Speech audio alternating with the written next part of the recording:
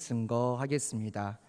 한 시를 읽어드리며 그 시를 소개하고자 합니다. 힘을 내세요, 오 영록. 웃음이 머물면 건강이 찾아오고 행복이 머물면 기쁨이 찾아오듯 그대의 인생이 아름답게 꽃처럼 핀다면 활기찬 삶을 그려가기 바래요.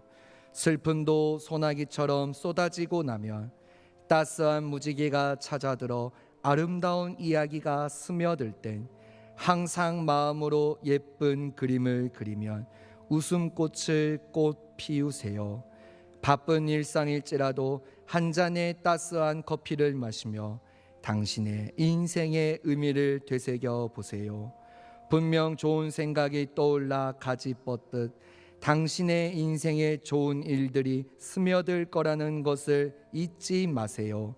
오늘 하루도 마음에 있는 근심 버리고 아름다운 생각이 뻗쳐가도록 당신만의 아름다운 인생을 위해 오늘은 오늘답게 내일을 바라보며 힘을 내세요.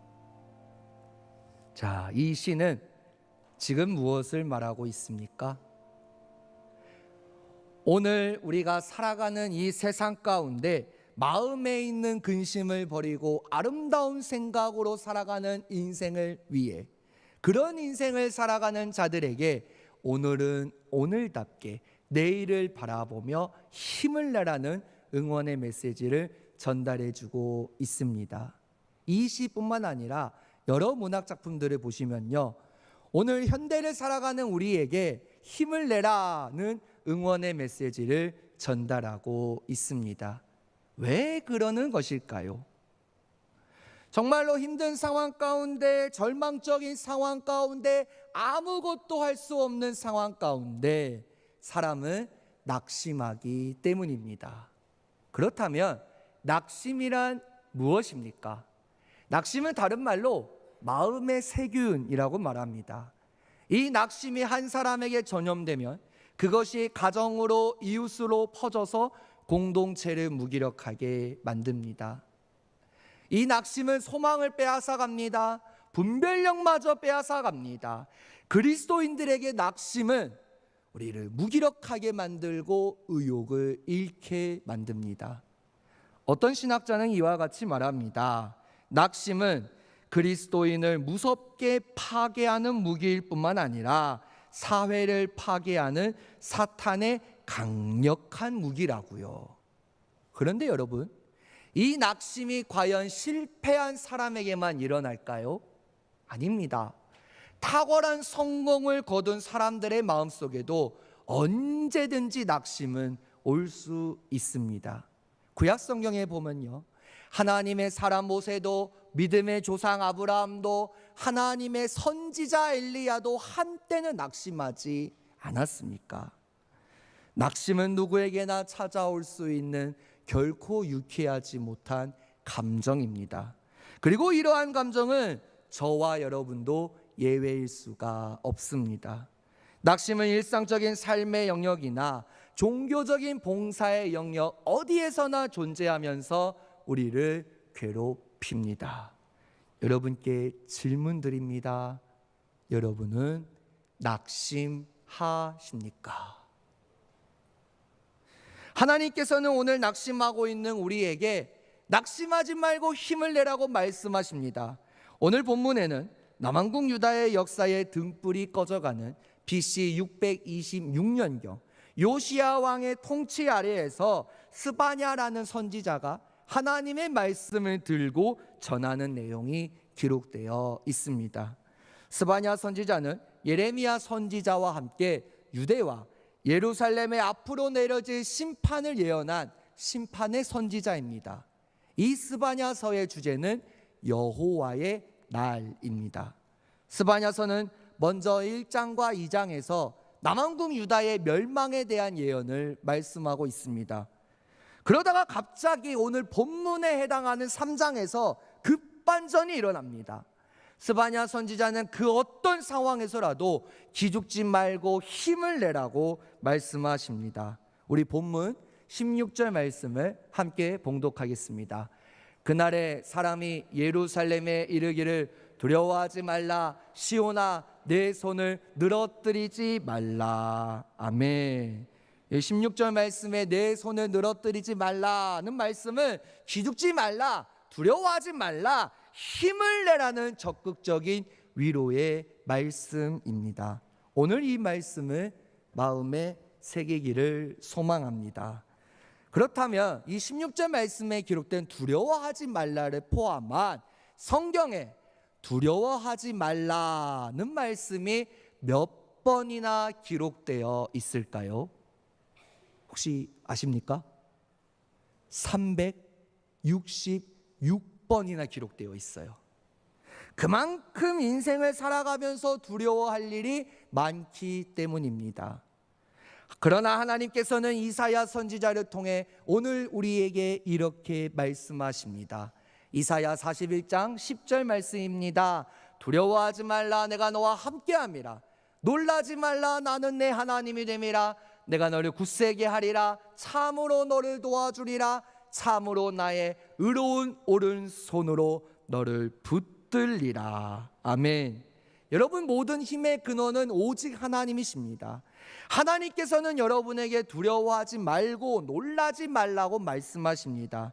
하나님께서는 반드시 여러분과 함께 계셔서 굳세게 하시고 도와주시는 분이시며 의로운 오른손으로 붙잡아 주시는 분이십니다. 즉 여러분의 인생을 끝까지 책임져 주시는 너무나 좋으신 아버지 하나님이십니다.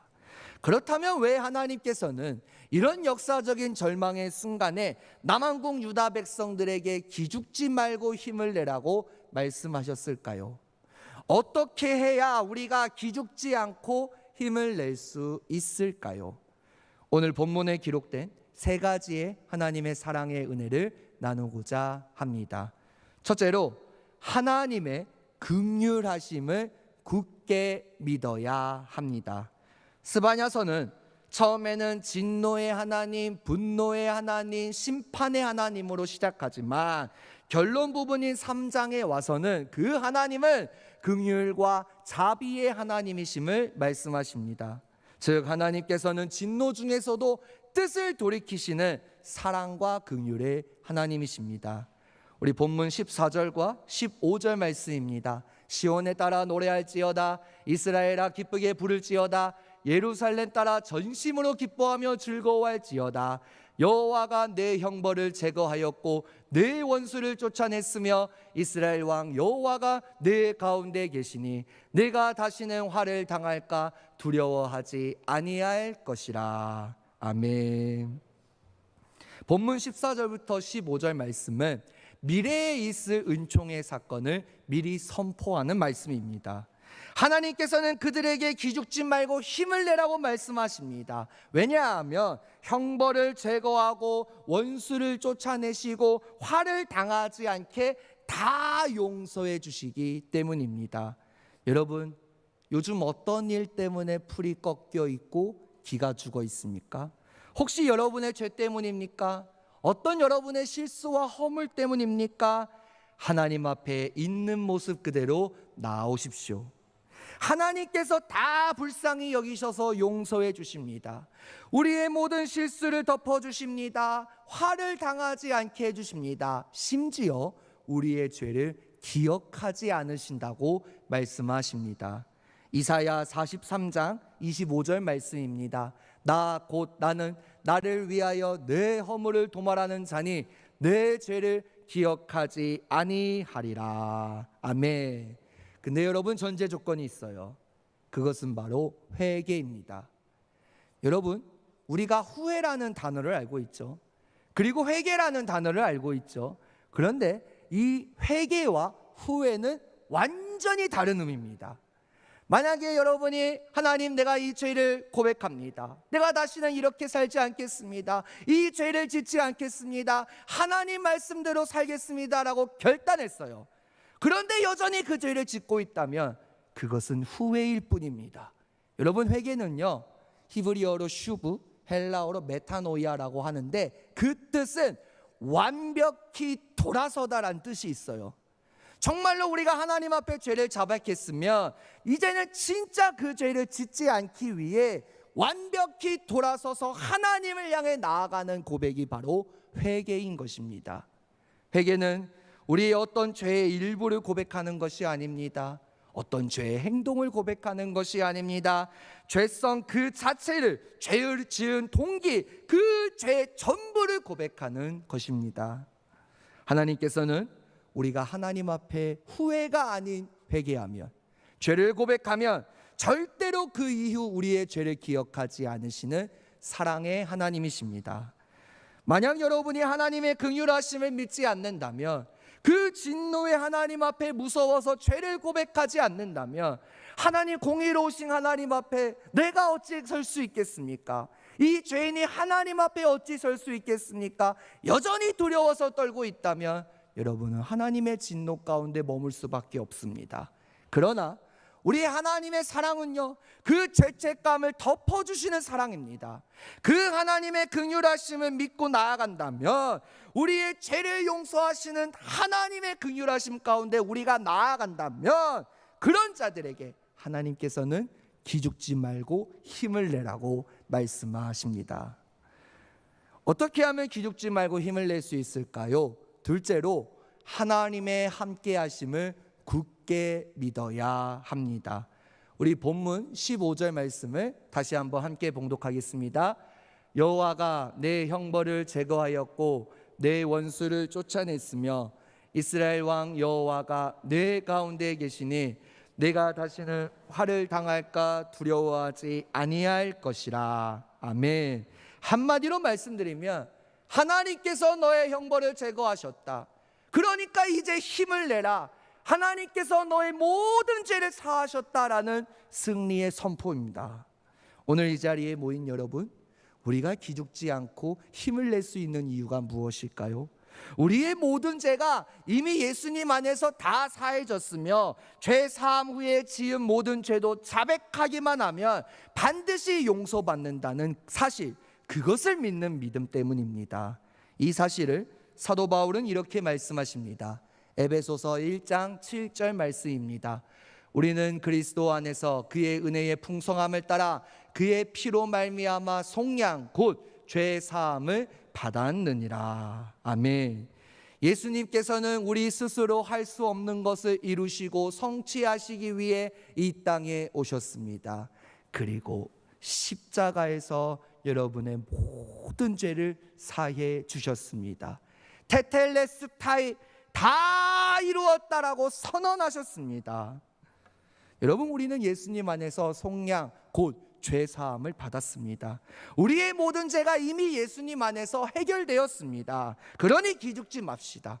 힘을 냅시다. 하나님께서 여러분을 위로해 주십니다. 오늘 남한국 유다 백성들에게도 동일하게 말씀하십니다. 아무리 저 멀리 바벨론 땅으로 끌려갔더라도 기죽지 말라고 말씀하십니다.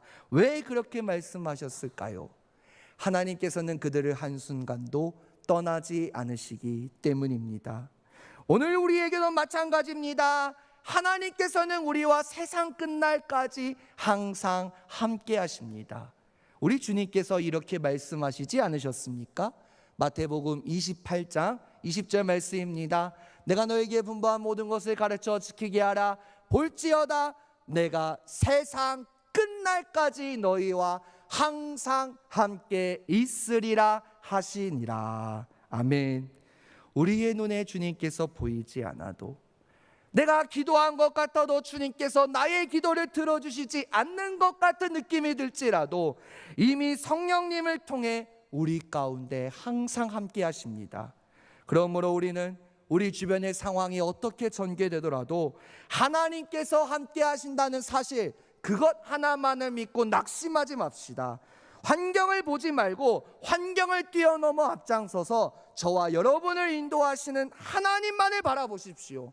하나님께서 세상 끝날까지 여러분과 함께 하시니 그 어떤 환경 속에 있더라도 기죽지 말고 힘을 내야 합니다. 우리가 어떻게 하면 기죽지 말고 힘을 낼 수 있을까요? 마지막으로 셋째로, 하나님의 사랑하심을 굳게 믿어야 합니다. 우리 본문 17절 말씀을 함께 봉독하겠습니다. 너의 하나님 여호와가 너희 가운데에 계시니 그는 구원을 베푸실 전능자이시라. 그가 너로 말미암아 기쁨을 이기지 못하시며 너를 잠잠히 사랑하시며 너로 말미암아 즐거이 부르며 기뻐하시리라 하리라. 아멘. 여러분, 제가 말씀을 준비하면서 저 본문 17절 말씀을 묵상하는데 이 너라는 단어를요 나로 한번 바꿔보았습니다. 우리 한번 나로 바꿔서 다시 한번 읽어보겠습니다. 나의 하나님 여호와가 나의 가운데에 계시니 그는 구원을 베푸실 전능자이시라. 그가 나로 말미암아 기쁨을 이기지 못하시며 나를 잠잠히 사랑하시며 나로 말미암아 즐거이 부르며 기뻐하시리라 하리라. 아멘. 하나님께서 여러분을 얼마나 사랑하시는지, 여러분으로 말미암아 기쁨을 이기지 못하신다고 말씀하십니다. 또한 여러분을 잠잠히 사랑하신다고 말씀하십니다. 이 하나님의 사랑에는 세 가지의 특징이 있습니다. 우리 하나님의 사랑은 일관성 있는 사랑입니다.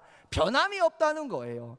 우리 하나님의 사랑은 풍성한 사랑입니다. 어떤 일부를 사랑한다는 게 아니에요. 우리 하나님의 사랑은 조건이 없어요. 무조건적으로 사랑하십니다. 그럼 왜 하나님께서 우리를 일관성 있게 풍성하게 그리고 무조건적으로 사랑하실까요? 하나님께서 우리를 지으시고 보시기에 심히 좋으셨기 때문입니다. 창세기 1장 31절 말씀입니다. 하나님이 지으신 그 모든 것을 보시니 보시기에 심히 좋았더라. 저녁이 되고 아침이 되니 이는 여섯째 날이니라. 아멘. 우리는 그 누가 뭐라 해도 하나님께서 지으신 하나님의 형상대로 만들어진 최고의 걸작품입니다. 그래서 주님께서는 우리를 아무런 이유 없이 사랑하십니다. 그러므로 이 하나님의 사랑 안에 거하십시오. 그 사랑을 사모하십시오. 그래서 기죽지 말고 힘을 내시기를 주님의 이름으로 축복합니다. 뇌성마비로 장애가 심해서 거동이 불편한 한 자매가 있었습니다. 그 자매는 김석균 목사님의 찬송을 좋아했습니다. 생활이 어려운 부모는 예수님을 믿지 않았으며 그녀의 믿음을 못마땅해 했습니다. 그녀가 서러워 하나님께 많이 울었던 어느 날, 딸아, 내가 너를 사랑한다 라는 하나님의 음성이 들려왔습니다. 그녀에게는 무어라 말할 수 없는 감격과 행복감이 밀려왔습니다. 또 하나님께서는 이렇게 말씀하셨다고 합니다. 딸아, 내 모습이 너무나 아름답구나. 강력한 은혜의 빛이 그녀를 짓누르던 슬픔과 어두움을 몰아냈습니다. 그녀는 이렇게 고백했다고 합니다. 하나님, 저는 하나님 나라에 가면 하나님만 찬양하고 살 거예요. 아니, 이 땅이 이미 하나님의 나라니까 나는 하나님을 평생 찬양하며 살 거예요. 그때만 생각하면 나는 모든 것을 참을 수 있어요. 그러면서 심령 깊은 곳에서 샘솟듯 기쁘고 행복한 기도가 터져 나왔습니다. 하나님, 나는 우리 부모님께 밥 한 그릇도 해드리지 못했는데 이렇게 밥을 주시니 감사합니다. 옷 한 벌도 못 해드렸는데 이렇게 입혀주시니 감사합니다. 설거지나 청소도 도와드리지 못합니다. 어떻게 내가 이 은혜를 갚을까요? 기도밖에 없습니다. 저를 이 가정에 보내주신 이유를 이제 알겠습니다. 우리 부모님들이 예수님 믿고 천국 가게 해주세요.